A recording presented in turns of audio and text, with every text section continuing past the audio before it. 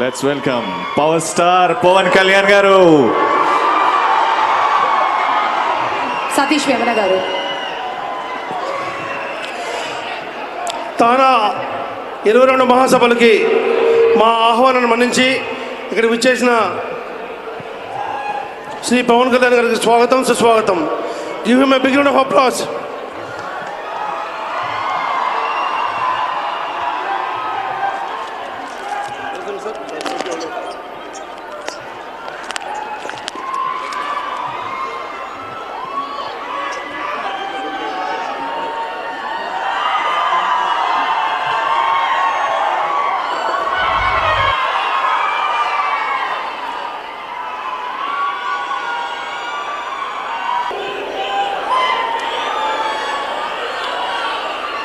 ఇక్కడికి వచ్చిన పెద్దలందరికీ, అన్నదమ్ములందరికీ, all the ladies and gentlemen, good evening to all of you. It's a great opportunity to be here. ఈ తానా సభలకి నేను ఒక అతిథిగా పిలవడం నిజంగా నాకు ఏదైనా అవకాశం. I'm grateful to you for making me a part of this event.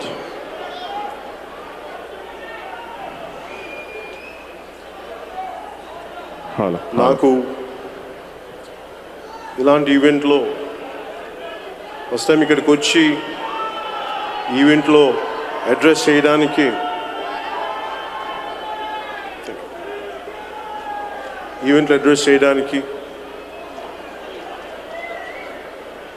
నాకు ఒక కొత్త అనుభూతి ఇది. ముఖ్యంగా యుఎస్కి సంబంధించి చాలా క్రూషియల్ టైంలో ఉన్నాను నేను. ఇక్కడ 2009 9/11 అప్పుడు 9/11 జరుగుతున్నప్పుడు నేను లాస్ ఏంజలస్లో ఉన్నాను. సో నాకు మార్పులు జరిగినప్పుడు ఇక్కడ ఒక ప్రత్యేకమైన పరిస్థితుల్లో నేను న్యూయార్క్లో కూడా ఉన్నాను. ఆ రోజు నాకు లాస్ ఏంజలస్లో ఉన్నప్పుడు తెలుగు కమ్యూనిటీ, ముఖ్యంగా నాకు చాలామంది స్నేహితులు ఉన్నారు. వాళ్ళందరికీ నాకు ఆతిథ్యం ఇచ్చి నన్ను హక్కుని చేర్చుకొని అలాంటి నా ప్రతి ఒక్కరికి పేరు పేరున నేను ధన్యవాదాలు తెలుపుకుంటున్నాను. నాకు నిజంగా మీకు ఈరోజు చెప్పడానికి for me it's not a political speech, లేదంటే ఒక సినిమా స్పీచ్ కాదు.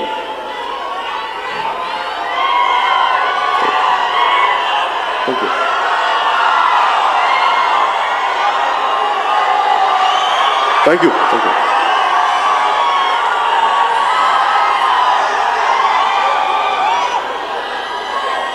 నాకు సడన్గా ఎందుకు ఇబ్బంది ఉందంటే, నేను ముందు కూర్చోవచ్చామని అనుకున్నాను. రాగానే స్టేజ్ మీదకి రావడం నాకు కూడా కొంత ఇబ్బంది ఉంది. ఇంకా అలవాటు పడలా.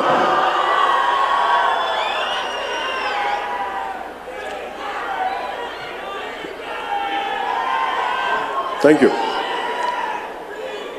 నాకు యూత్ ఉన్నారు ఇక్కడ.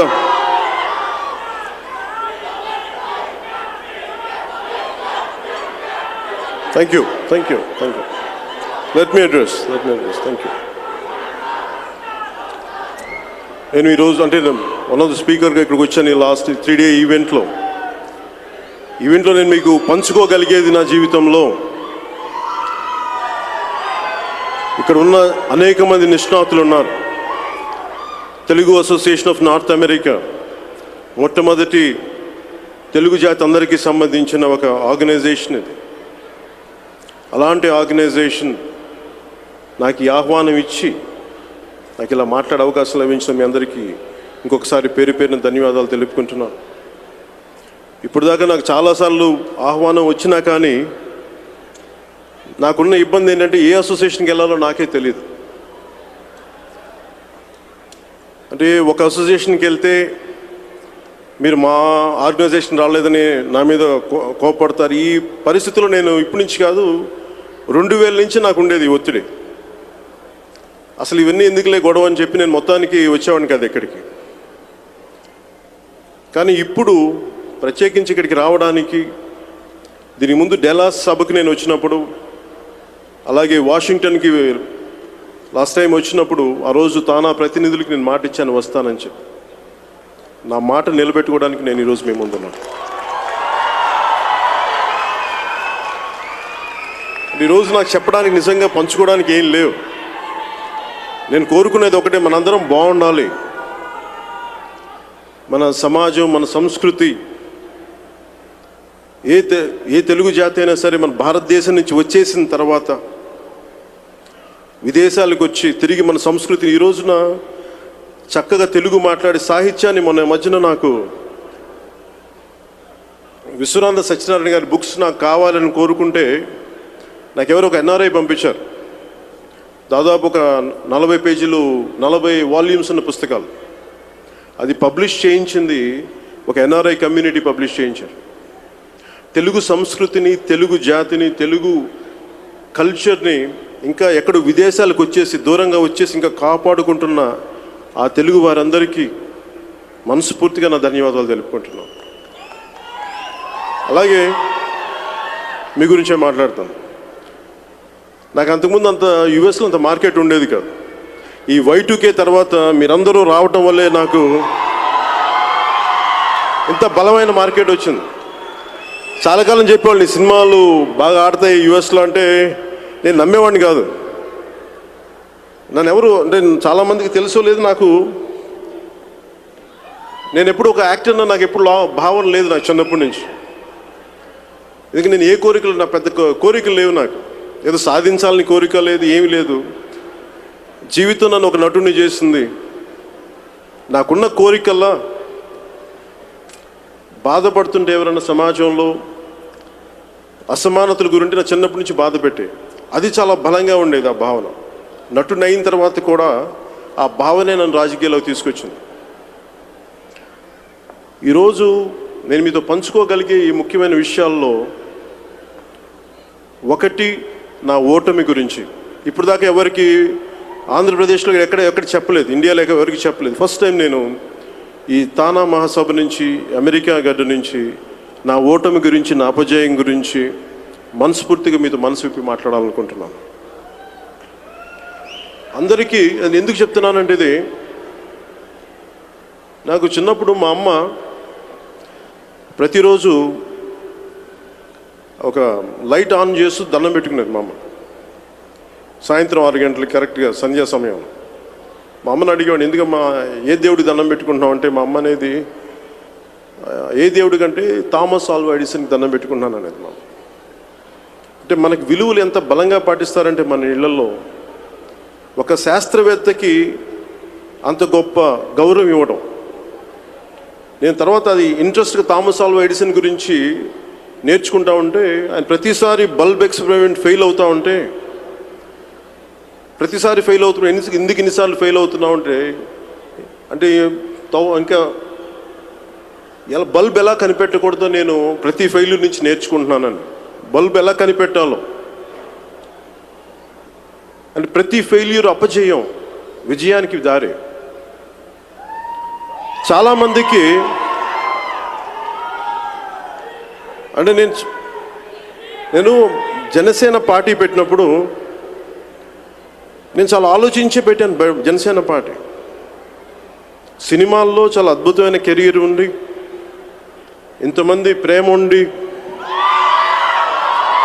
ఎందుకు పెట్టానంటే స్వామి వివేకానంద పుస్తకాలు చదివు, ఇంకోటి చదివు, దేశం గురించి ఎక్కడో షికాగోలో ఆయన కూర్చొని ఉపన్యాసం విని మన దేశ సంస్కృతి ఇంత గొప్పదని చెప్పి మన మధ్య రకరకాల గొడవలతోటి మనకి ఇబ్బంది కలుగుతున్నప్పుడు మనందరం ఐక్యత లేదు, మనందరం విడిపోతున్నాం, ఐక్యత దెబ్బతింటుంది.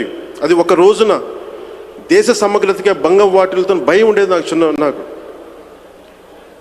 మన స్వదేశంలోనే ద్వితీయ శ్రేణి పౌరులుగా బతకాల్సిన అలా దుస్థితి విని భరించాల్సిన ఇవన్నీ నాకు దేశానికి మంచిది కాదనిపించింది.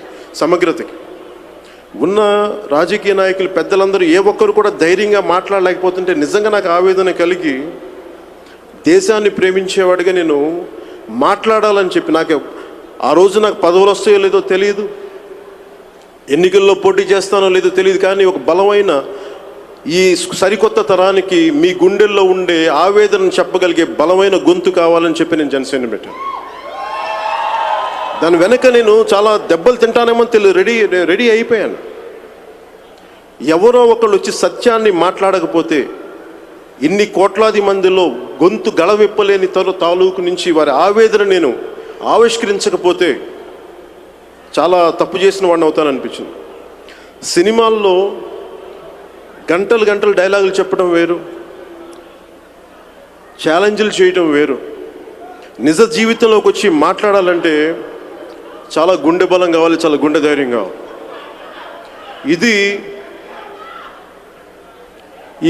ఇది మీరిచ్చిన బలం నాకు. మీరే కనుక లేకపోతే నేను ఇంత ధైర్యంగా మాట్లాడలేకపోయేవాడిని.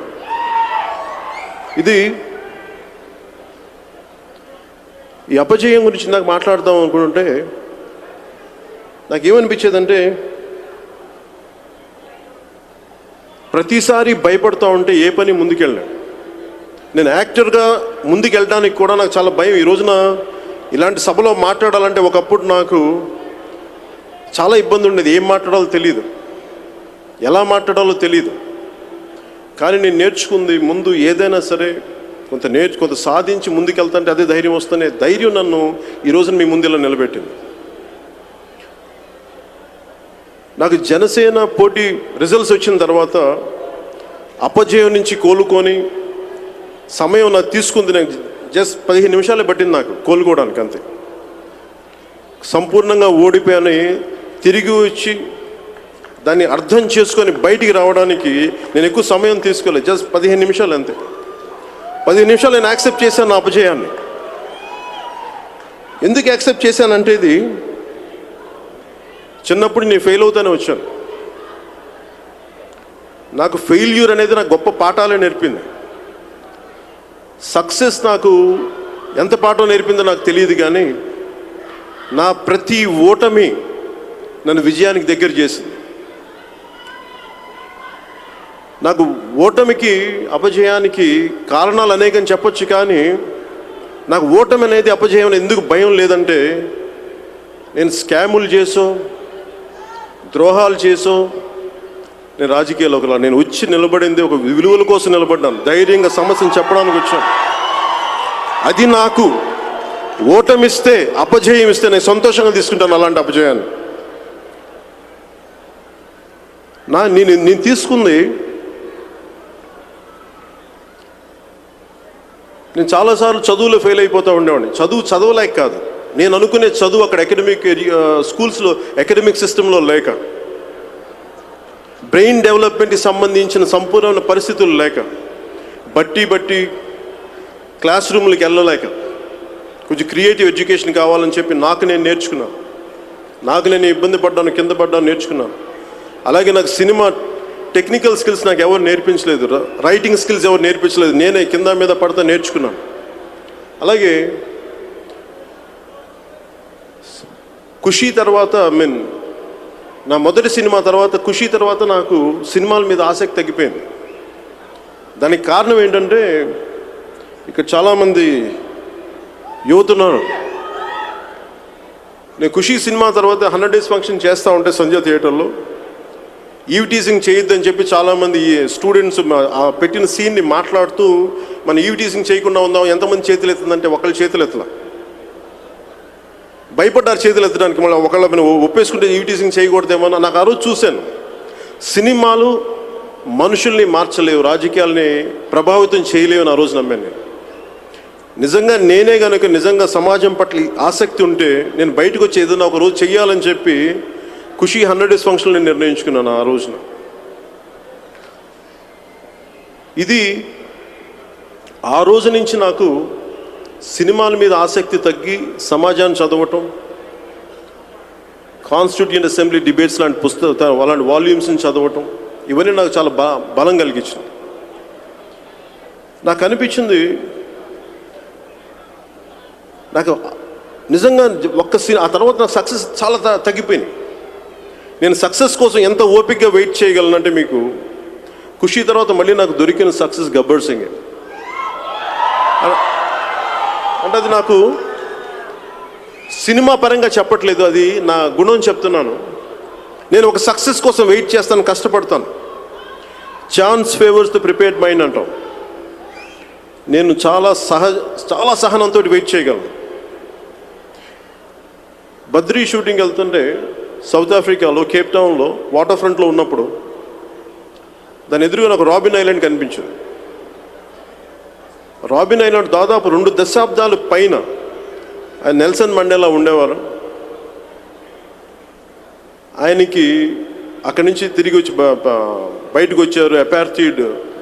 యాంటీ అపార్థిడ్ మీద ఫైట్ చేసి అపార్థిడ్ రెజీమ్ని దాటేసి ఆయన అబాలిష్ చేయించి బయటకు వచ్చి ప్రెసిడెంట్గా అయిన విధానం చూస్తే, లాంగ్ వాక్ టు ఫ్రీడమ్ పుస్తకం చదివితే నాకు ఎంత ధైర్యం ఇచ్చిందంటే ఆ పుస్తకం, ఒక వ్యక్తి ఏమీ లేకుండా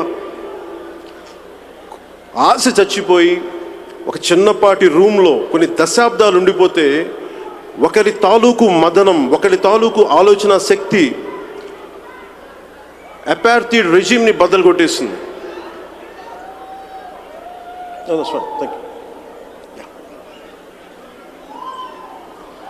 అలాగే నేనేం నమ్ముతానంటే, నాకు నెల్సన్ మండేలా లాంటి కష్టాలు లేవు.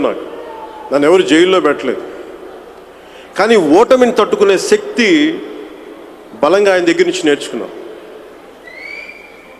నా కోరిక ఏంటంటే, మన సమాజం నాకు నిజంగా ఎంత ఇబ్బంది అనిపించిందంటే, తానా సభకి రావాలి అంటే నన్ను ఇన్ని రకాలుగా రావద్దని, రాకూడదని, వస్తే బాగుంటుందని, ఇన్ని రకాలు నాకు నిజంగా చాలా బాధ కలిగించింది, చాలా ఆవేదన కలిగించింది. మనందరం ఒకటి కాదా? మనందరం తెలుగు వాళ్ళం కాదా? మనందరం భారతీయులం కాదా? కులాలుగా విడిపోవాలా? మతాలుగా విడిపోవాలా? ప్రాంతీయ విద్వేషణలు ఉండాలా? ఇదే మన సంస్కృతి నేర్పింది. మహాత్మా గాంధీకి దండం పెట్టేమో ఇక్కడ కూర్చోబెట్టి నా కులం నా మతం అంటే ఏం చేస్తాం? దానికి నిజంగా ఆవేదన కలిగింది నాకు. అంటే మనకి ఎన్ని ఆర్గనైజేషన్స్ ఉన్నప్పటికీ మనందరం ఎందుకు కలిసికట్టుగా ఉండాలంటే, ఒక్కొక్కసారి అవసరాలు వచ్చినప్పుడు బయటోడు చేయడు, మనమే చేసుకోవాలి. బయట వాళ్ళు ఎవరు వచ్చి మనకు సహాయం చేయరు. మనమే కూర్చొని మన సమాజాన్ని మనమే బాగు చేసుకోవాలి. నేను ఎప్పుడు కూడా అందరినీ ఇన్క్లూజివ్ వ్యక్తినే తప్ప నేను కూర్చోబెట్టి, నాకు తెలియదు నిజంగా, నా కులం మతం నాకు తెలియదు.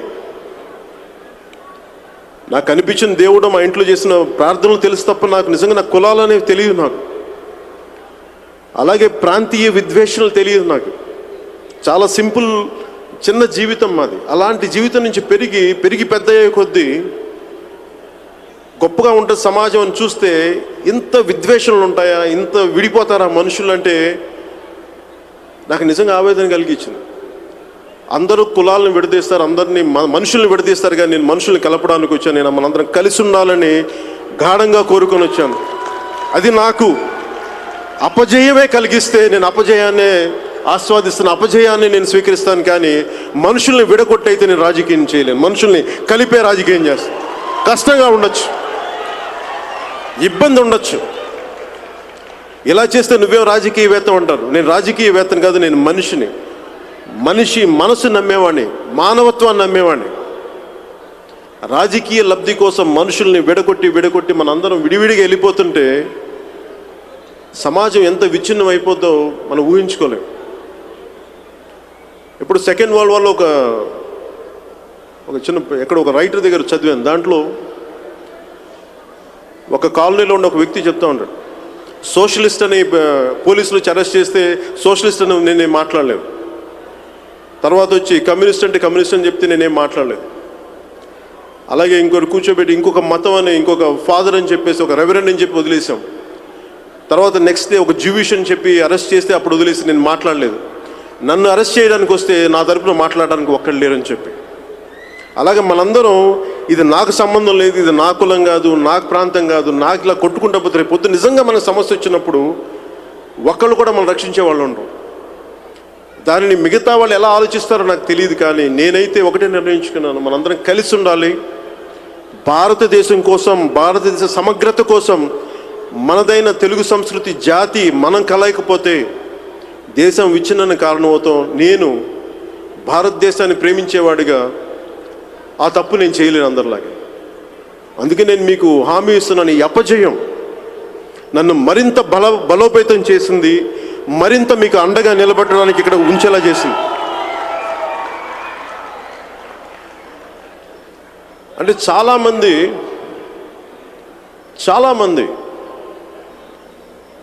ఎందుకు మనం అందరం పొలిటికల్ వ్యవస్థ ఎంత శాసిస్తుందంటే మన జీవితాలని. మొన్న మధ్యన మాకు కాన్సులేట్ జనరల్ ఆఫ్ అమెరికా నుంచి కాన్సుల్ జనరల్ వచ్చి నేను వారికి ఆతిథ్యం ఇచ్చాను నేను విజయవాడలో. ఇస్తే వాళ్ళ గురించి మాట్లాడింది, విద్యార్థుల్ని ఇక్కడ పోలీసు ఇక్కడ మనకి అరెస్ట్ చేసినప్పుడు వాళ్ళ దృష్టికి తీసుకెళ్ళాం. మీరు ఇలా అరెస్ట్ చేసేస్తున్నారు, మాకు తెలియదు అక్కడ ఏ ఇన్స్టిట్యూషన్స్ ఏవో కొన్ని ఇబ్బందులు ఉన్నాయంటే, లేదు మేము సానుకూలంగా పరిష్కరిస్తాం, సానుకూలంగా మాట్లాడతాం అని చెప్పింది. ఇది ఆ వ్యక్తులు నా కులమో నా మతమో నా ప్రాంతం నాకు తెలియదు, ఇది మనవాళ్ళు, నా తోటి భారతదేశీయులు. మీ కష్టం నా కష్టం, అది మేము మాట్లాడతాం బలంగా. దానివల్ల ఓట్లు పడచ్చు, ఓట్లు పడకపోవచ్చు, ప్రభుత్వాలు రాకపోవచ్చు, నేను కూడా సంపూర్ణంగా ఓడిపోవచ్చు, కానీ నాకు ఇబ్బంది లేదు. విలువల్ని నిలబెట్టినంత కాలం నేను చాలా గర్వంగా తలెత్తుకునే తిరుగుతాను, గర్వంగా నుంచునే మాట్లాడతాను, అంతేగాని ఇబ్బంది పడే వెనక్కి వెళ్ళను. చాలామంది పొద్దున్నుంచి మాట్లాడుతున్నప్పుడు ఎలక్షన్ ప్రాసెస్ డిఫికల్ట్, చాలా కష్టమైపోయింది. విలువలు తీసుకొద్దామని చెప్పి డబ్బులు లేకుండా రాజకీయాలు చేద్దామంటే చాలా కష్టమైంది తెలుసు నాకు. నన్ను కూడా ఓడగొట్టేస్తారా అని నాకు తెలియదా? ఖచ్చితంగా తెలుసు. పార్టీ పెట్టబోయే ముందు అన్నీ ఆలోచించాను. ఒకవేళ నేను కూడా ఓడిపోతే అబ్బాసు పాలవుతామా, నవ్వుతారా అంటే నాకు అనిపించింది దేనికి తప్పు చేద్దాం. ఒక థామస్ ఆల్వా ఎడిసన్ తీసుకున్నాం, how not to invent every failure. ఇలా కాకపోతే ఇంకోలా కాదు, కానీ గెలిచి తీరాలి. ఇలాంటి విచ్ఛిన్నమవుతున్న సమాజంలో మనుషులు మనలాంటి వాళ్ళందరూ కలిసికట్టుగా ఒక తాటిని పైన రాకపోతే పరిస్థితులు వేరేలాగా ఉంటాయి. అలాంటి జరగకుండా ఉండాలి అంటే ముందు నా వంతు కృషిగా నేను బయటకు వచ్చాను. నేను సినిమాలో డైలాగులు మాట్లాడను, నేను వచ్చింది నిజ జీవితంలో మాట్లాడడానికి వచ్చాను, మీకు అండగా ఉండడానికి వచ్చాను. మనందరం కలిపి కట్టుగా ఒక దిశలో ప్రయాణం చేయాలి, మనందరం ఒకటే ఆలోచనలో ఉండాలి. దీనికి తర్వాత ఈ సభ తర్వాత నా మీద ఎన్ని కామెంట్స్ అన్నా చేయనివ్వండి, నాకేం ఇబ్బంది లేదు. ఎందుకంటే జైలుకి వెళ్ళి కూర్చొని ఇబ్బంది లేని పరిస్థితులు వ్యక్తులు ఉన్నప్పుడు నాకేముంటుంది ఇబ్బంది? ఒక సత్యాన్ని మాట్లాడి ఇక్కడ నుంచొని తిరిగి వెళ్ళడానికి నాకేముంటుంది ఇబ్బంది?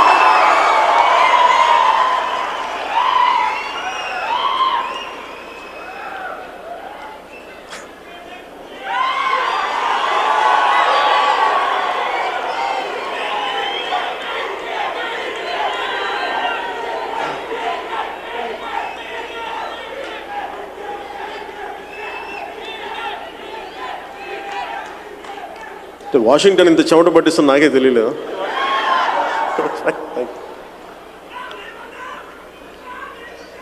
Thank you.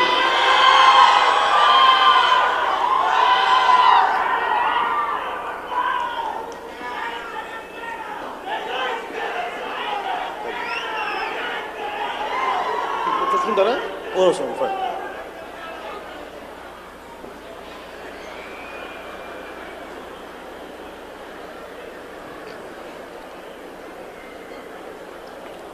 Manohar garu,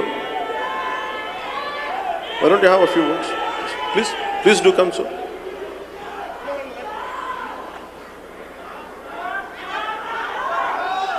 Request Manohar garu to be here on the stage.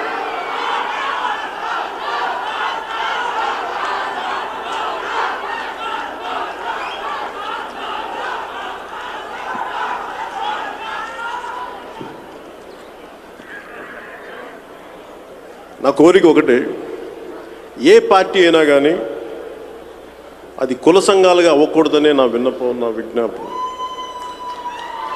అంటే మనందరం విడిపోతే దేశం నష్టపోదు, సమాజం విచ్ఛిన్నమైపోతుంది. అందుకే నా రిక్వెస్ట్, సమస్యలు ఏమున్నప్పటికీ చాలా విభేదాలు ఉండొచ్చు, మనస్పర్ధలు ఉండొచ్చు, ఒక ఇంట్లో ఒక అన్నదమ్ములకి గొడవలు ఉంటాయి, మన మధ్య చాలా ఇబ్బందులు ఉండొచ్చేమో, కానీ మనందరం కలిసికట్టుగా సమాజం కోసం ఒక దిశలో ఆలోచించకపోతే అందరం సంపూర్ణంగా నష్టపోవాల్సి వస్తుంది. నాకు పరిస్థితి ఎట్లా ఉందంటే, ఇది పొలిటికల్ స్పీచ్ కాదు, నాకు అంతకుమించి ఇక్కడున్న పెద్దలందరికీ ఏదైనా చెప్తా ఉంటే నా అనుభవం సరిపోదు. మీలో గొప్ప డాక్టర్స్ ఉన్నారు, ఇంజనీర్స్ ఉన్నారు, చాలా గొప్ప బిజినెస్ మెన్ ఉన్నారు, ఎంటర్ప్రెన్యూర్స్ ఉన్నారు, బాగా చదువుకున్న వ్యక్తులు ఉన్నారు. నాకు మీకు చెప్పేంత అనుభవం కానీ లేదంటే మీ స్థాయికి ఉన్నంత జ్ఞానం నా దగ్గర లేదు. మీ దగ్గర నేర్చుకుందామని వచ్చాను తప్ప నేను యాక్చువల్ మాట్లాడడానికి లేదు. అందుకే నా కోరిక కూడా ఏంటంటే ఇది మొదటి మీటింగే.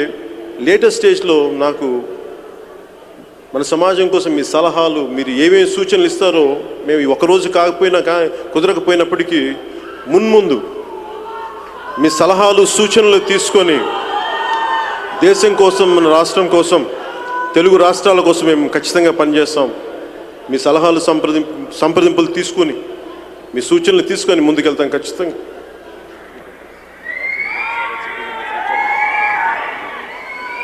అలాగే అమెరికా లాంటి ఇంత విశాలమైన దేశాన్ని వెళ్ళాలంటే ఒక వాషింగ్టన్ సరిపోదు. వచ్చే ఫ్యూ ఇయర్స్లో మీ అందరిని ప్రత్యేకించి స్మాల్ గ్రూప్స్ కానీ లేదా ఇంటరాక్ట్ అవ్వడానికి అంటే మీ ఉద్దేశాలు తెలుసుకోవడానికి డిఫరెంట్ యుఎస్ సిటీస్ నేను విజిట్ చేయడానికి కూడా నేను సంసిద్ధంగా ఉన్నాం. మేము వచ్చి మాట్లాడతాం. ఈవెన్ అటు లాస్ ఏంజలీస్ సైడ్ కానీ, శాన్ ఫ్రాన్సిస్కో, మిగతా మిడ్ వెస్ట్ కానీ ఇవన్నీ మేము వెళ్ళి తిరగడానికి సిద్ధంగా ఉన్నాం. నాకున్న కోరిక ఏంటంటే, ఇదివరకు నాకు మనకి చిన్నప్పుడు అనుకునేవాడు భారతదేశం, మన దేశం ఎందుకు యుఎస్ లాగా ఎందుకు చేయలేమని, ఎందుకు ఇది జరగదని అనుకునేవాడిని. తర్వాత అర్థమైంది, మన సంస్కృతి కులాలతో ముడిపడిపోయింది. డిగ్నిటీ ఆఫ్ లేబర్ లేదు మన దేశంలో. చెత్త వేసేయడానికి సిద్ధపడతాం కానీ చెత్తను తీయడానికి మనం సిద్ధపడం. ఎందుకంటే అది నా కులం ఒప్పుకోదు. చెత్త చేసే కులం వేరు. ఆ సంస్కృతి రానంత వరకు నిజంగా మనం ఇలాంటి పెద్ద దేశాలతోటి పోటీ పడటం చాలా కష్టసాధ్యమైంది. అందుకే నేను కోరుకుంటుంది, ఇక్కడున్న యంగర్ జనరేషన్ కానీ మీరు ఆలోచన విధానాన్ని మరింత తీసుకెళ్ళండి. ఇప్పుడు చూస్తే ప్రతిసారి ఈ సోషల్ మీడియా కానీ మిగతా మీడియా, రకరకాల మీడియంస్లో సమాజాన్ని, వ్యక్తుల్ని తిట్టడానికి కాకుండా కన్స్ట్రక్టివ్గా దాన్ని వాడండి. ఆ మీడియంస్ని నన్ను ఫర్ ఎగ్జాంపుల్ నేనే ఉంటుంది. ఇప్పుడు ఈ సభకి రావాలి అంటే నువ్వు రావద్దు, దీని మీద డిస్కషన్స్ కంటే కూడా అసలు ఎన్నికల్లో డబ్బులు లేకుండా ఎలా జరగాలి దాని మీద డిస్కషన్స్ పెట్టండి, దాని మీద డిబేట్స్ పెట్టండి. అసలు పార్లమెంటేరియన్స్ ఎలా ఉండాలి, అసెంబ్లీకి వెళ్ళే వాళ్ళు ఎలా ఉండాలి, ఎంత హుందాగా ఉండాలి, దాని మీద డిబేట్స్ పెట్టండి. అంతేగాని మనం కూర్చోబెట్టి ఒక సభకు రావాలంటే దీని మీద తిట్టడానికి, దీని మీద పెట్టడానికి వెళ్తే ఎనర్జీ, క్రియేటివ్ ఎనర్జీ మనం డిస్ట్రక్టివ్ ఎలిమెంట్స్కి, మన డిస్ట్రక్టివ్ నేచర్కి వాడుతున్నాం, మనం డిస్ట్రక్షన్కి వాడుతున్నాం మన క్రియేటివ్ ఎనర్జీ అంతా. మీకు కూడా ఈ అరుపులు కన్స్ట్రక్టివ్గా వాడండి. ఎందుకు చెప్తున్నానంటే, లేదు నేను ఏ సభకి వెళ్ళినా ఒక లైట్ హార్టెడ్ మ్యాన్. నేను ఎక్కడికి వెళ్ళినా కొన్ని లక్షల మంది యూత్ మొత్తం జనం అందరూ వస్తారు. నా చుట్టుపక్కల వాళ్ళందరికీ ఏముండేదంటే మనం గెలిచేస్తున్నాం ఉండేది. నేను ఎప్పుడు నమ్మలేదా?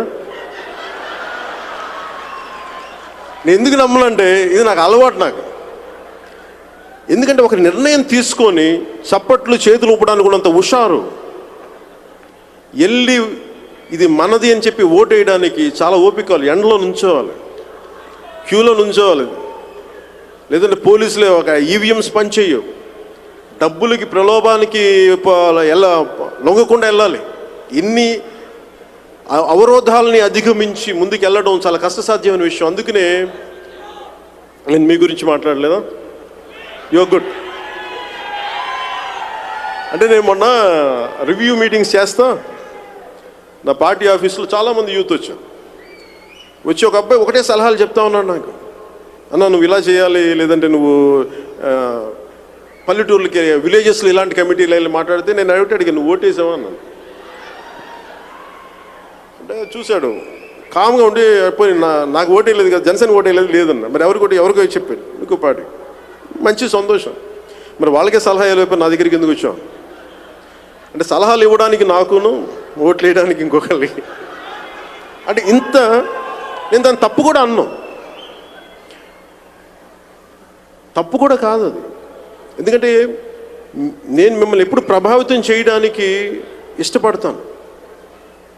నేను ప్రభావితం చేయడానికి, సమాజం బాగుండాలని ప్రభావితం తప్ప నాకు నిజంగా రాజకీయాల్లో కొత్తగా పేరు అవసరం లేదు. నాకు నేను సినిమాలో ఉంటే రోజు నన్ను తిట్టకుండా ఉంటాను అందరూ. ఎంతసేపు నన్ను మెచ్చుకునే వాళ్ళు తప్ప తిట్టేవాళ్ళు తక్కువ మంది. సినిమా బాగాలేపు తిడతారేమో అంతే మ్యాక్సిమం.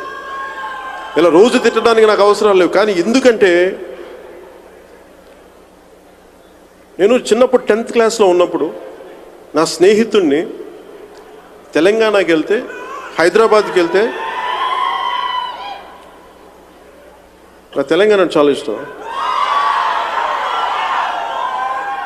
నేను నిజంగా ఆంధ్ర విడిపోయినది నాకు అందుకు కాదు, నేను ఎటెలాలో తెలియలేదు, అది నా బాధ. నా తెలంగాణ విడిపోయినాను. డెక్కన్ ప్లాటు, దక్కన్ పీఠభూమి అంటే గుండు కోసేసుకుని నాకు అంత ఇష్టం దక్కన్ పీఠభూమి. సో ఆ టైంలో నా స్నేహితుడు 10th క్లాస్ చదువుతున్నప్పుడు తను పంపించేస్తే, అక్కడ తిట్టి పంపించేశారు, నువ్వు ఇక్కడ ఓడి కాదు ఆంధ్ర వాడి అంటే. నాకు ఆ చిన్న వయసు నాకు అర్థం కాల. మన అందరం ఒకటే అనుకుంటా వీళ్ళు తిట్టి పంపించేస్తారంటే. నేను అనుకున్న ఆ రోజు నుంచి నేను ప్రత్యేకంగా తెలంగాణ మీద దృష్టి సారించాను. అది పెరిగి పెద్ద అవుతా ఒక స్థాయికి వచ్చేటప్పటికి ఒకటే భాష మాట్లాడే 2 సమూహం, ఒక జాతి విడిపోవాల్సి వచ్చింది. రాజకీయ నాయకులు, రాజకీయ వ్యవస్థ చేసిన తప్పుకి ప్రజలందరూ బాధపడాల్సిన రోజు వచ్చింది. చిన్న గోటితో పోయేదాన్ని గొడ్డల దాకా తీసుకొచ్చారు. ఆ బాధ ఉండిపోయింది. అలాగే ఒక సమస్య అయిపోయింది. అలాగే భావితరాల కోసం బలంగా నాలాంటి వాళ్ళు ఒకళ్ళు వచ్చి మాట్లాడకపోతే నేను కూడా అందరిలాగే కూర్చొని, సోఫాలో కూర్చొని, డ్రాయింగ్ రూమ్లో కూర్చొని, వీళ్ళు ఎందుకు ఇలా టీవీలు చూస్తూ, సోషల్ మీడియాలో పోస్టులు పెడుతూ అలా కూడా బతికేయచ్చు, చచ్చిపోవచ్చు. కానీ నేను బయటికి వచ్చి పోరాటం చేయడానికి నిర్ణయించుకున్నాను. కష్టం అవ్వచ్చు, ఓడిపోవచ్చు, దెబ్బ తినచ్చు, నలిగిపోవచ్చు. బయటకు వచ్చి నాకు అంటే నేను ఎందుకు చెప్తున్నానంటే ఈ మాట, తానాలే ఎందుకు తీసుకున్నానంటే, మొట్టమొదటి Telugu association of north America అది మీరు ప్రభావితం చేయగలని నేను నమ్ముతున్నాను. కష్టంగా ఉంటుంది అందరికీ. మీరు కనుక పెద్ద మనసుతోటి, అంటే మీరు కాంట్రిబ్యూషన్ అందరు నన్ను అడుగుతారు మీకు ఎంత డబ్బులు ఇవ్వాలంటే, నా డబ్బులు వద్దు నాకు. నేను డబ్బుల కోసం అయితే నేను రాజకీయాల్లో రాలా. అందరూ మీరు మనసు ఇవ్వండి, మంచి సమాజం కావాలని కోరుకోండి, అలా దానికోసం నేను వచ్చాను తప్ప రాజకీయాల్లోకి నాకు డబ్బులు ఎవరేమివ్వగలరు. నేను చూడని జీవితం లేదు. లేదంటే ఇది నా సంపాదనతో నేను ఏదైనా చేయగలను. ఈ రోజుకి నేను సినిమా చేస్తే నాకు బోల్డంత డబ్బు ఉంది. నాకు అది డబ్బుకి నాకు ఇబ్బంది లేదు నాకు. కానీ సమాజం విచ్ఛిన్నం అయిపోతే నాకు చాలా బాధ ఉంది. నా బిడ్డలు తరానికి విచ్ఛిన్నం అయిపోయిన సమాజంలో నా బిడ్డలు పెరగడం నాకు ఇష్టం లేదు. నా బిడ్డలు అందరి బిడ్డలతో సహా నేనేం చేయగలను చెప్పి వచ్చాను తప్ప రాజకీయాల్లోకి నాకేదో తీసుకెళ్దాం, నాకు రాజకీయాల్లోకి రాలేదు. మాకు అవసరం లేదు. మనోహర్ గారికి కానీ మాకు కానీ ఎవరికి అవసరాలు లేవు మాకు దీంట్లో. ఈ రోజున మేము మా ఓటమి విలువలతో పోరాటం చేసాం, ఓడిపోయాం. దానికి మాకు చాలా గర్వంగా ఉంది. ఈ ఓటమి మాకు చాలా బలాన్ని ఇచ్చింది. ఎన్ని కష్టాలైనా సరే ఆంధ్రప్రదేశ్కి కానీ, తెలంగాణకు కానీ, తెలుగు జాతికి కానీ, భారతదేశానికి మేము చాలా బలంగా నిలబడతాం. అలాగే మాకు ఉన్న సమస్యలు కూడా చాలా కష్టమైన సమస్యలు. అన్లెస్ మీరందరూ కలిసి ఒక ఉమ్మడిగా ఒక ఆలోచనని, ఒక ప్రణాళికని మీరు ముందుకు తీసుకెళ్ళిపోతే, మాలో తప్పులు ఉంటే మీరు సరిదిద్దండి వాటిని. అలాగే మీ సలహాలు, సూచనలు ఏదైనా మన దేశానికి సంబంధించి, అలాగే అభివృద్ధి అనేది కోరుకోవాలి. మనం ఇక్కడ రాకూడదు, ఎవరు పెట్టుబడులు రాకూడదని తరహాలో ఎవరైనా మనం ఆలోచిస్తే భారతదేశం ఎలా అభివృద్ధి జరుగుద్ది, ఆంధ్రప్రదేశ్ ఎలా అభివృద్ధి జరుగుద్ది, తెలంగాణ ఎలా అభివృద్ధి జరుగుద్ది. మనం నియంత్రణలాగా ఉంటే అలా పాలకుల్లాగా ఉండాలి. ఎందుకంటే నేను చాలాసార్లు నేనేం నమ్ముతాను, మన దేశం నాయకుడిని ప్రేమిస్తే, నాయకుడిని చూసి భయపడే దేశం కాదు, నాయకుడిని ప్రేమించే దేశం. ఎవ్వరికి భయపడరు దేశం. నాయకుల్ని చూస్తే ప్రేమించాలి, కానీ భయపడుతున్నారంటే ఏదో ఒక రోజున వాళ్ళు పత్రాన్ని తీసుకొచ్చేస్తారు జనం. అది నాయకులు కూడా చాలా గుర్తుపెట్టుకోవాలి. భయపెట్టి పాలిస్తామంటే భయపడడానికి ఇది మామూలు దేశం కాదు, భారతదేశం. అది అందరూ గుర్తుపెట్టుకోవాలి. నాయకులందరూ చాలా బలమైన దేశం. భారతదేశాన్ని ఎవరు కబంధ హస్తాల్లో పెట్టలేరు. అది ఆంధ్రప్రదేశ్ కావచ్చు, తెలంగాణ కావచ్చు, సంపూర్ణ భారతదేశం కావచ్చు, ఏదైనా కావచ్చు. మనం ప్రేమిస్తే నాయకుడిని గాంధీ గారిని గుండెలో పెట్టుకున్నట్టుగా పెట్టుకుంటాం. నాయకుడిని అవసరం లేదని తీసి పక్కన కూడా పెడతాం. అంత శక్తి ఉంది. నా విన్నపం, నా మెసేజ్ కూడా ఏంటంటే, డబ్బులు ఇచ్చి ఓట్లు మనం అమ్మేసుకునే పరిస్థితులు ఉన్నాయి. దానివల్ల మనం కోల్పోతుంది ఏంటి అక్కడంటే, మన మోరల్ స్ట్రెంగ్త్ పోతున్నాం, మన నైతిక బలం పోతుంది. డబ్బులు ఇచ్చి కొనుక్కున్న వెంటనే నాయకులకి అసలు ప్రజల మీద గౌరవం లేదు. అసలు వీడు డబ్బులు ఇచ్చాం, వీడు ఓట్లు ఇచ్చే కొనేస్తాం, వీళ్ళని పట్టించుకోవాల్సిన అవసరం లేదు అని ఎవరి పద్ధతిలో వాళ్ళు ఉంటారు. రాను నాకు భయం కూడా ఏంటంటే, ఇలాంటి పరిస్థితులు ముందు రాబోతూ ఉన్నాయి. అలాంటి సమాజం రాకుండా ఉండాలంటే మీ అనుభవం, మీరు మీ ఊళ్ళల్లో, మీ విలేజెస్లో కానీ, మీ స్వగ్రామాల్లో కానీ, మీ స్వస్థలాల్లో కానీ ఈ మెసేజ్ని మీరు బలంగా పదే తీసుకెళ్ళకపోతే నాకు నిజంగా భయం వేస్తూ ఉంటుంది. ఫ్యూచర్ ఎలా ఉంటుంది భారతదేశం అనేది. అందుకని మీ అందరూ మేము కోరుకుంటుంది, మేము నిలబడి ఉన్నాం. దెబ్బతిని కూడా ఈరోజు మీ ముందు వచ్చి నిలబడి ఉన్నాం. దానికి ఎందుకంటే మాకు దేశం మీద ఉన్న ప్రేమ, మన సమాజం మీద ఉన్న ప్రేమ. మీ అందరూ ఆశీస్సులు కావాలి అని కోరుకుంటున్నాం.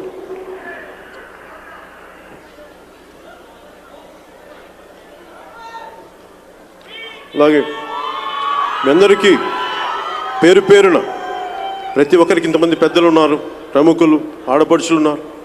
మీ అందరికీ ఇంతమంది యువత, మీ అందరికీ పేరున ధన్యవాదాలు తెలుపుకుంటూ, నాకు ఇంత అద్భుతమైన మాట్లాడే అవకాశం ఇచ్చిన ప్రతి ఒక్కరికి, తానా ప్రతినిధులందరికీ, సతీష్ గారికి, ప్రతి ఒక్కరికి పేరున మీ అందరికీ ధన్యవాదాలు తెలుపుకుంటూ, ఇంత అపురూపమైన, ఇంత చక్కని అవకాశాన్ని ఇచ్చిన మీ అందరికీ మనస్ఫూర్తిగా ధన్యవాదాలు తెలుపుకుంటూ సెలవు తీసుకున్నాం. నాకు ఒకసారి ఆతిథ్యం ఇచ్చిన హోస్ట్ కంట్రీ అమెరికా దేశం, ఈ దేశం చాలా గొప్పగా ఉండాలి, భగవంతుడు దీన్ని చల్లగా చూడాలని మనస్ఫూర్తిగా కోరుకుంటూ, ఒక్కసారి భారతమాతకి జయజయలు పలుకుతూ సభను నేను ఉపన్యాసాన్ని ముగిస్తాను. భారత్ మాతాకి జై హింద్.